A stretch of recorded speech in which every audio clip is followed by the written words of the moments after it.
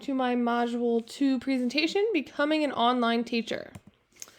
Just a little bit about myself first. I'm a math teacher at Conestoga Valley High School. I teach mostly geometry and algebra 2, mostly the college prep level, but I just got my schedule for next year and I got honors geometry added to my schedule, so I'm excited to have a new class. Teaching is actually my second career. I have a bachelor's degree in accounting from Millersville. So I worked in finance for a little bit, banking, things like that. Just decided it really was not a passion of mine. I was not happy in that career. So I decided to go back to Millersville in the post-bac program, and I got my teaching degree. And I could not be happier. And now I'm in grad school, and the program that I'm in is Assessment, Curriculum, and Teaching with a concentration in online teaching.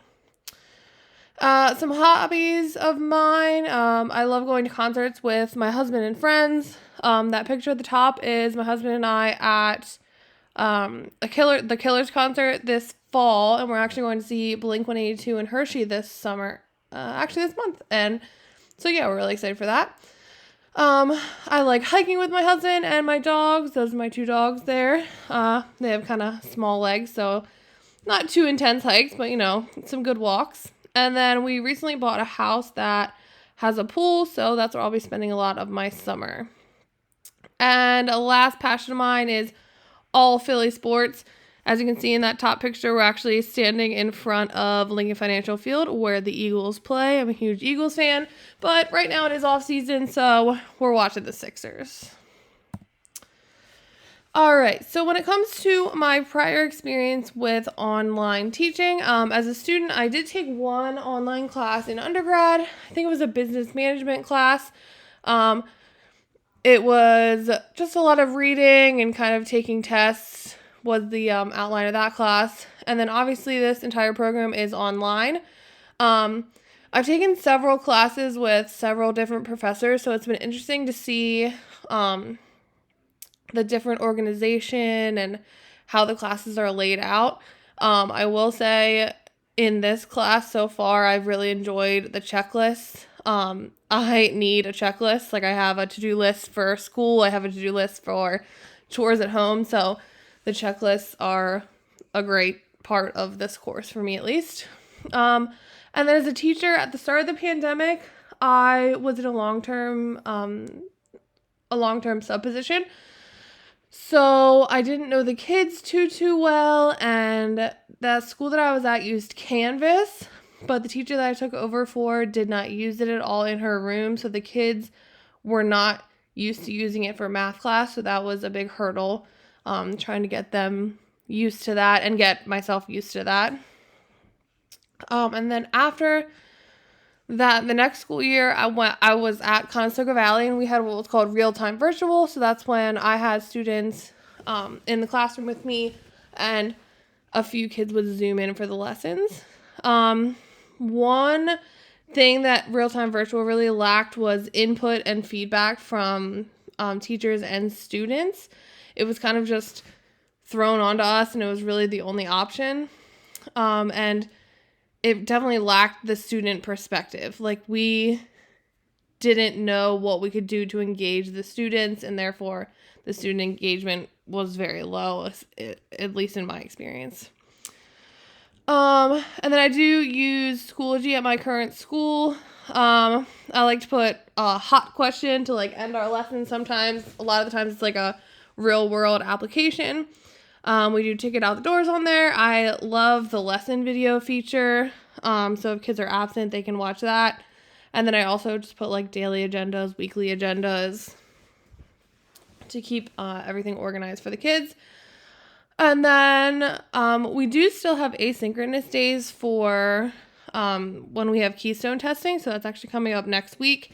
So on those days, the kids that aren't testing, they just have to complete one assignment on Schoology, and that kind of counts as their lesson for the day. All right, so my online teaching self-audit. The skills that I think are somewhat developed already, of course, there's always room for improvement, but I feel that I am very dedicated to being a teacher. Like I said, this is my second career, so sometimes I feel like I have kind of a different outlook on teaching, and I'm pretty new, so I feel like I'm maybe not as burnt out and things as teachers that have been doing it for a really long time. I feel that in my classroom, I am very, very flexible. If things come up that I wasn't expecting, I feel like I do a pretty good job of thinking on my toes and kind of rolling with the punches. And then same with patients, I do teach high school, so you never really know what kind of mood high schoolers are going to be in. I mean, that's the same with any age kid, I'm sure. And then I feel confident with my content knowledge. And then the places that I think I need improvement are my organization. I feel like I am somewhat organized. Like on my Schoology page is very organized. But looking at the articles, they talked a little bit about like having classes that were student paced, and I feel like I would definitely need to develop an organization strategy to like keep assessments and assignments more organized, since every student could be at a different place. And my technology skills, I can troubleshoot like very basic things like, oh, your Wi-Fi is not working, let's restart your iPad, things like that. But I feel like I would need to definitely learn some more about the technology that the school uses to be successful as an online teacher. And then online communication skills. So like I said, I have kids submit to get out the doors a lot.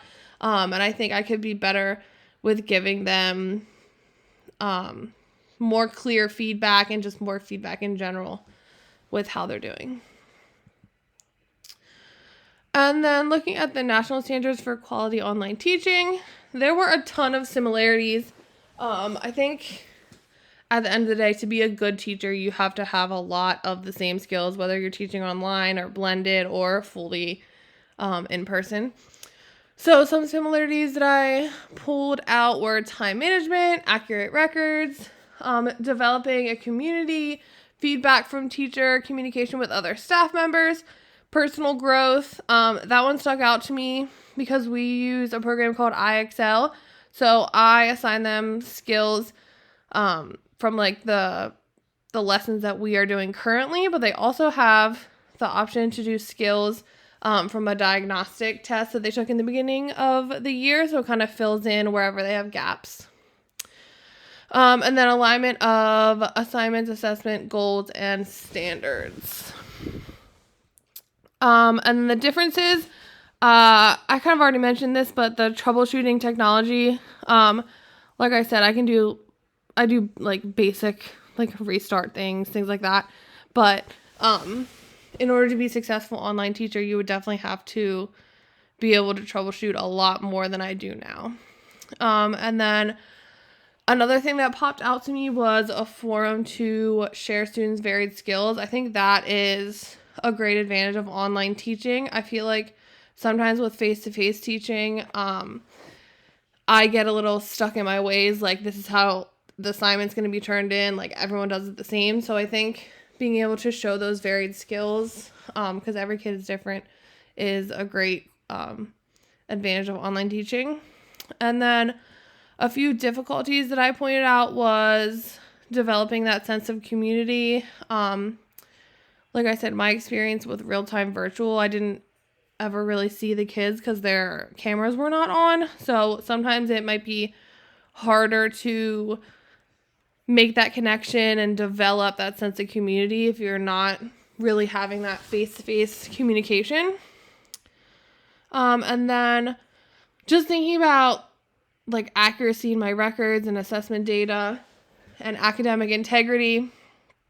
Like I said, I teach math, so it's pretty easy to just get on PhotoMath and take a picture of the problem that you're trying to solve, or even if it's a word problem, a lot of them can be found on Google. So that's one difficulty that I see that could arise as being an online teacher. And then thinking about the other article that we read, the challenge that stood out most to me was control over content. I teach math, and math builds on itself a lot, so you really need to like build that foundation and then build on it. So if students don't have those fundamental skills and I don't have any control over the content, I feel like a lot of kids could kind of get left behind. So one example that I thought of is if students can't simplify radicals or rationalize the denominator, they're not going to be able to solve special right triangles, because both of those skills are required to understand special right triangles. And then a quote that stood out to me was on page 14, when the person said that they're not the creator of the lesson plans or the course design. I love doing lesson plans, and I love designing my Schoology course. Like, I just think you can put a lot of your personality on your Schoology page or whatever learning management system that you use. So if, as an online teacher, I wasn't able to control that, I think it would be very difficult for the students to get to know me, and for me to be like relatable to my students if they weren't really able to see my personality come across on my Schoology page, or if I couldn't organize it the way that I liked. Everyone kind of has a different organizational strategy, so I think not having control over that could be very, very difficult. All right, and I guess that is it for Module 2. Thanks for watching.